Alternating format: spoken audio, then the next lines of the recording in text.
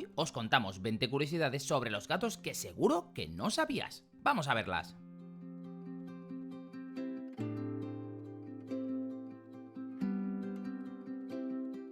1. La leche no es el mejor alimento para ellos. Durante el periodo de lactancia, los gatitos producen una gran cantidad de la enzima conocida como lactasa, que es la que permite digerir correctamente la lactosa de la leche de su madre. Sin embargo, una vez ocurrido el destete, la producción de esta enzima disminuye de forma progresiva porque lo natural es que el animal adulto ya no la necesite. 2. No perciben los sabores dulces.